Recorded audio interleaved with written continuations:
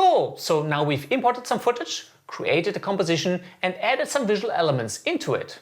So now what? Chances are you want to share your digital masterpiece with friends, family, or you want to use it in your own film project. Therefore, we now need to export that composition into a video file. However, before you press that render button, there are a few crucial questions that you really need to ask. For one, what format do you want that video file to be? Do you care if it's an MP4 file, an MOV file, or an AVI? What video codec do you want to use, which determines the compression of the video?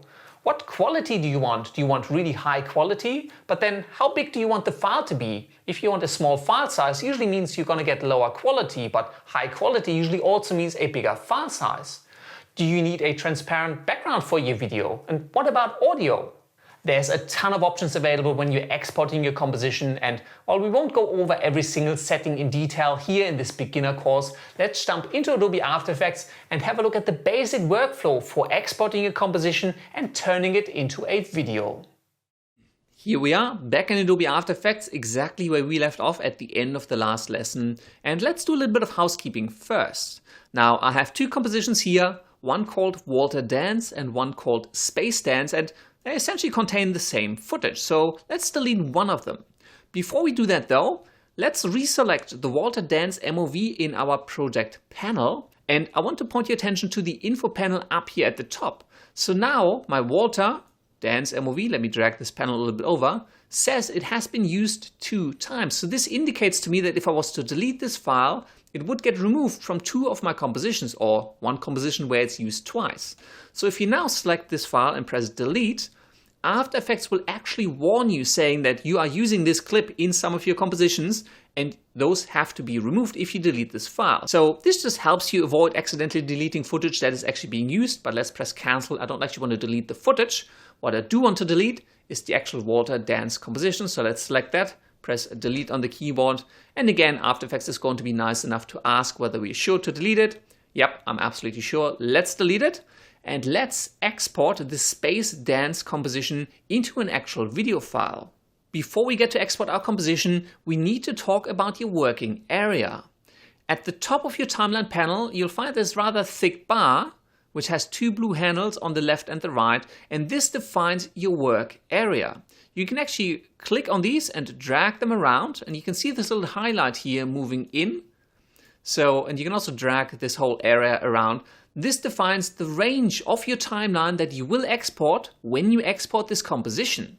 So you want to make sure that the beginning of your work area is set to the beginning of your composition or to wherever your layers start and you want to export from. So you can either pull this forward or let's leave it there. With your timeline indicator at the very beginning, you can press B on your keyboard to set the beginning of the work area to where your timeline indicator is. So let's press B and let's scrub to the very end. And well, we do have a little bit of black at the end of our composition, and I don't really want to export that. I really just want to export till the end of this layer. In order to snap my timeline indicator as I'm dragging it, I can hold down Shift on my keyboard, and it'll now snap to the end of this layer. So right there is where I want the end of my work area to be. And again, I can either drag this over and try to align it, but I can also press N on the keyboard to snap the end of the work area to where my current timeline indicator is. Let's press N. And now if I was to export this composition, I would export everything from here up until the end of this clip, which is the end of my work area. Now I still have this little bit of black at the end of my composition, and if you want to get rid of that altogether, what you can do is you can actually right click on this work area bar and select to trim comp to work area. So your composition will be trimmed to fit exactly onto the work area that you've got defined. So let's select that.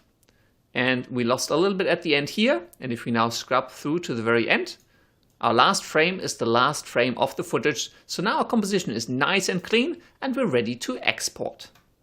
In order to export your composition, make sure you have it open in your project panel. Just double click on it to make sure you have this Space Dance composition open in your project. Then come up into the main menu bar under Composition, select Add to Render Queue. You can also export this composition using the Adobe Media Encoder, but that's probably a topic for another lecture or another course. For now, we're simply going to say Add to Render Queue. And this is going to pop open the render queue at the bottom of the interface. And in this render queue, you will find one item has been added, and that is our space dance composition. And now we need to configure the output settings, and then we can render it out to disk. First, you need to define your render settings. For that, over on the right hand side, there's a little blue text, and this may say custom for you or draft or whatever your default settings are in After Effects. So simply click onto this blue text to bring up the render settings. And in here, you'll find a whole bunch of different options. The main ones are your quality and your resolution. So quality right now is set to best, so it'll export at highest quality. You may also want to export as a draft or a wireframe if you just want to do a quick test render, but let's leave this at best. Resolution is set to full right now, so this is the full resolution of my composition, which is 1920 by 1080. If I change my resolution to half, you'll note that in brackets it'll say 960 by 540, well, which is half of the full resolution. And now if I exported this would only be half the size. Again, this is more for preview rendering, or if you just want to create a smaller file just to check it out. But again, I'm going to leave this on full. And then there's a whole bunch of other settings for using disk caches. You can change the frame rate and a few other things. I usually leave most of these untouched and then simply hit OK. And so now we've set up our render settings. The next thing we need to do is we need to define our output module. Again, on the right hand side of the output module, let's click on whatever this text may say for you to bring up the output module dialog. This dialog is probably the most important one when you're exporting your composition, because in here you define the video output format as well as the codec that is used, whether it has a transparent background, you can resize things, and you can enable or disable audio. First off, at the very top, you'll find an option for your format. And if you pop this open, there's a large amount of different formats available for you. So right now it's set to QuickTime. You could also export this as an AVI, but do note that AVIs are usually uncompressed and therefore lead to humongous file sizes. So personally, I like to use QuickTime. You can also export it as a JPEG or a PNG image sequence, or maybe you just have audio, so you want an MP3 file or a WAV file. For now, I'm just going to leave this on QuickTime. And again, if you don't have this option available, maybe you're just missing the install for the QuickTime codec on your computer. So make sure you have that installed. So let me select QuickTime. And then down in the video output, over on the right hand side, you'll find the format options. So let's click on the format options, and in here you can now define your video codec. Now, the video format is essentially the container. It defines the file extension, so it may end up being an MP4, an MPEG, an MOV, or an AVI file. The video codec is essentially the language for the compression of the video. It determines how the content is actually going to be compressed into that container or into that file type. Right now, my video codec is set to PNG, and if you pop this open, there's a pretty long list of different options here. PNG I usually only use if I need a transparent background. Most of the time, I'd probably leave this on H.264 if it's just a basic video or basic visual effect. So let's select H.264, and again, your options may vary depending on what you have installed in your computer and what version of After Effects you're using. The next most important settings is likely under your basic video settings, and that is the quality slider. This determines the bitrate and therefore the quality, but also the file size of your exported video.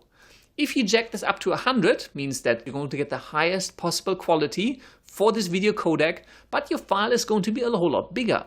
As you reduce this, the image quality is going to go down, but your file size will shrink. So you may have to play with this a little bit to find a right balance where the video looks good, but it's not huge. For small clips or small visual effects, I usually leave this on 100, which may end up with a 50 megabyte or 100 megabyte file. But again, it depends on the complexity on the video as well as the length of your composition, obviously. And then you've got a few advanced settings for how much to keyframe and limiting the bitrate and other things. Don't worry too much. Video codec and quality are the main ones you want to set. Then hit OK. And back in the output module settings, on the left side of the format options, you can determine what color information to actually export for your video. Right now, my channels are set to RGB, which is essentially just the color channel of my video. I could also determine to export just the transparency, just the alpha channel. And right now it's disabled for me, but I could also determine to export both the color as well as the transparency for my video. Now, this may be important if you've created a title that you want to be on a transparent background. The reason this option is disabled for me is because the H.264 codec that I selected doesn't support it, so I may have to switch this over to maybe a PNG format, which does support an alpha channel, and then I could export RGB plus alpha. But because it's just a random video of Walter dancing, let's just leave it on RGB. You can change the color or how the color and the alpha are being combined. I usually leave these ones on default. A little bit further down, you can enable to resize your video, and you can kind of stretch it and give it any other output size that you would like. Usually, again, I'll leave this off. You could also crop your video or not. And a little bit further down, and this tends to throw people off. Usually, Adobe After Effects does not export audio by default. Because Adobe After Effects is usually just used for the compositing of visual effects or motion graphics, audio is usually done in a separate program. But Adobe After Effects does support audio, and you can drop audio files into your composition and place them exactly where you want them to. But then in your export process, you need to make sure that you turn your audio output on. Otherwise, audio will not be exported and you will end up with a pretty silent movie.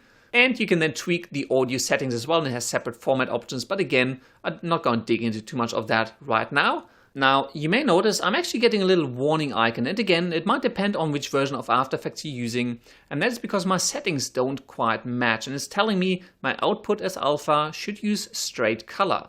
So what I might want to do up in my video output, and I recommend do have a look at what these errors actually tell you, just in case there's something not quite right. I think it's telling me in my color to go in here and change this over to pre-multiplied, and again a bit too detailed for now to go into. Just make sure you don't get any warnings, and if you get a warning, try to fix that up first, just in case something isn't set up quite correctly. Let's hit OK, and the last thing you need to do is you need to determine a path for the output file. For that, let's simply click onto this blue text next to output 2, and this is going to pop open the file dialog. And let's navigate to course materials, and let me just create a new folder in here. Maybe I'll call this one export, and give your file a name. I'm happy with space dance.mov. Hit save, and now with all of these things set up, we can simply hit render over on the right hand side to render the composition out to our hard drive. Now this may take a little bit depending on the performance on your computer and how many effects and layers you have inside that composition. So let me speed this up a little bit so we don't have to sit through it. And once that's done, you should end up with a file on your hard drive, the course materials export, and you can play this video file back, share it with friends or family, or upload it to the internet for the whole world to see. By the way, feel free to use all and any of the clips provided as part of the course material to experiment and play around with and use online. And if you do feel like it, shoot me a message on YouTube or Twitter or Facebook so that I can check it out. I'm always keen to see what people get out of my strange little training courses.